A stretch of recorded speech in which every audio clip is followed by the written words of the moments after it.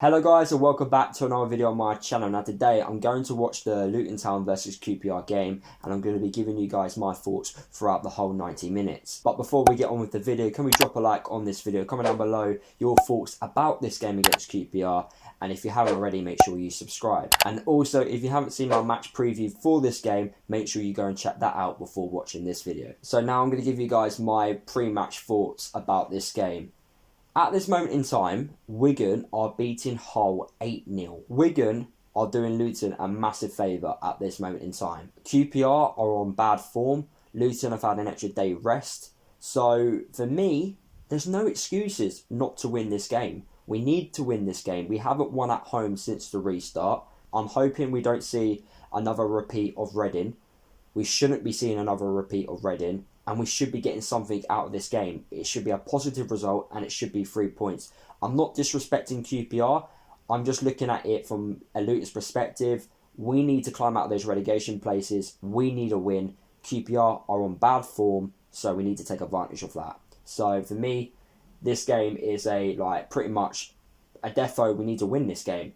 According to iFollow, it looks like QPR are playing a 3-4-3. Which is interesting to see. Eze as a striker, which is interesting to see. Normally we see him as a number 10 or out wide, but sometimes iFollow get it wrong, so obviously don't believe iFollow. Wait until the game has started. Just quickly talk about the lineup. I'm happy with it. It's an unchanged lineup from the game against Huddersfield.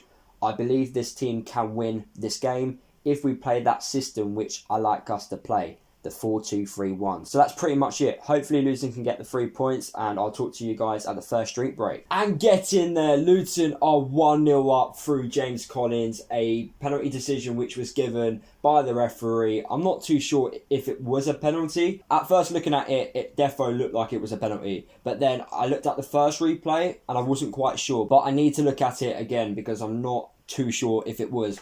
But we'll take it, you know. Sometimes decisions go against you, sometimes they go for you. I don't care. We're down there in the bottom three. I'll take anything which the referee gives us in our favour. But James Collins, calm as you like, obviously puts the keeper the wrong way and Luton are 1-0 up. A fantastic ball by Luke Berry, by the way, to find James Bree. James Bree's been bombing down that right-hand side, causing QPR so many problems. And obviously he breaks through the middle of the QPR defence and he gets brought down and obviously we get given the penalty. Good start by Luton. We need to keep this up. If we can get a couple more goals, that would be amazing.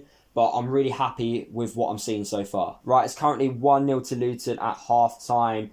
I think we've done really well, if I'm honest. Going forward, we look dangerous. A lot better than what we did against Huddersfield on Friday. Against Huddersfield, we didn't look that dangerous, but in this game, we do. QPR are not the best at the back, so we're able to obviously create chances through that. Cornick and James Bree down on that right-hand side have been causing QPR a few problems. However, QPR's front three are causing Luton problems. We need to be careful going forward, because if we go forward too much, QPR's front three will just cause us so many problems, and they will take advantage of that. Bradley is a slow defender, and the likes of QPR's front three will literally outpace Bradley. There's no point for us pushing too many men forward. I'm happy with the current performance. We're doing well. So let's just keep it how it is. We need to make sure that we don't have a repeat of Barnsley in the last home game. So don't make any mistakes. Make sure that we are switched on at the back and keep it going. If there's a moment in the game that we can counter QPR, then do it. For us, there's no point pushing for that second goal if we're going to leave gaps at the back. For me, I'm happy with the performance. I'll take a 1-0 home win any day of the week. So for me, we're doing well. We need to keep this up. And QPR have got a goal back, and it's also the last drink break of the game. We're trying to get forward, trying to get that second goal. But since the start of the second half, QPR have been all over Luton. They're trying to get that goal themselves, which they've now got. And the goal was coming, if I'm honest, but it's all about game management. It's about how you control that. Obviously, we're trying to attack to get that second goal, but when we're attacking against a team which are very good at attacking you and counter-attacking, you are going to leave gaps in behind the defence, and that's exactly what's happened. We've left big gaps. QPR have exploited that. If you look at the goal back, James Bree has pushed himself forward, which meant there was a gap in behind him, and the player was able to take on Carter Vickers, pull it back, and QPR ended up getting the goal. So that's what happens when you push for a second goal. What we need to do now is we need to regroup.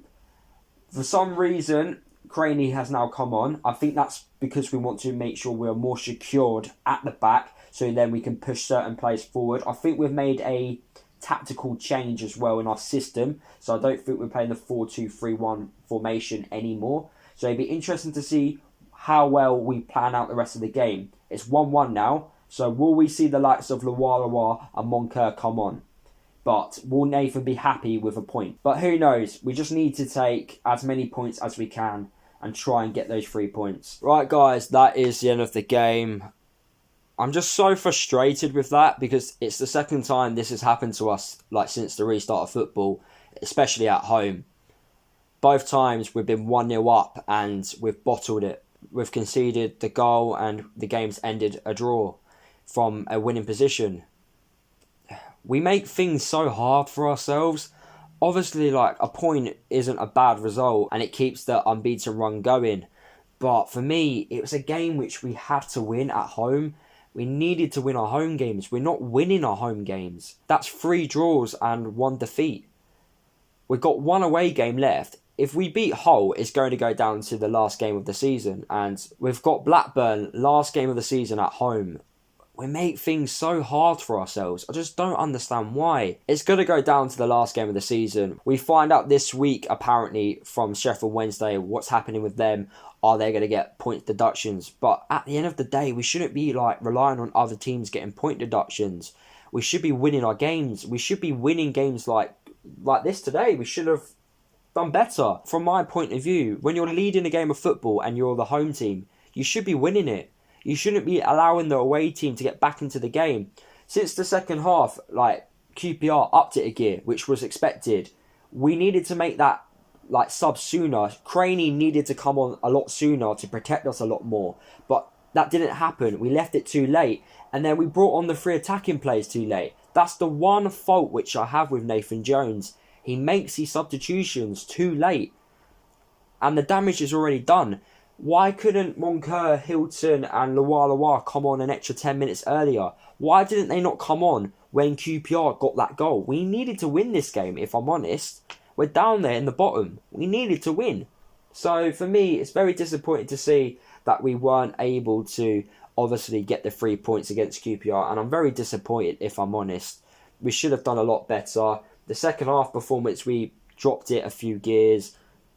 It's not good enough. And I know with Dan Potts, he had a chance right at the end in the 90th minute. I don't know if I'm being too harsh on Dan Potts, but I think he should score it.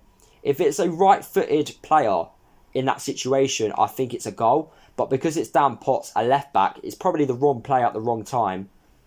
It doesn't go in. So I'm very disappointed with today's result, if I'm honest. I know I predicted a 1-1 scoreline, but for me, we're at home. We should be doing a lot better.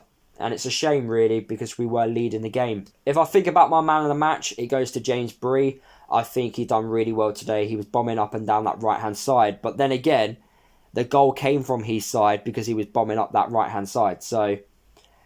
But overall, he did have a good performance, so I can't really slate him too much. But for me, it's a disappointing result. But guys, if you did enjoy today's video, obviously drop a like on it. Comment down below your thoughts about this game. I know it comes across that I'm being negative, but I'm just deflated. If I'm honest, it's a game where we should have done better. So that's why I'm feeling deflated in this video. But yeah, hopefully in the next 2 games, I'm feeling a lot more positive with positive results. Like I said though, comment down below your thoughts about this game against QPR. Subscribe to the channel if you are new. Don't forget to follow me across all my social media if you haven't done already. And I'll see you guys in the next video.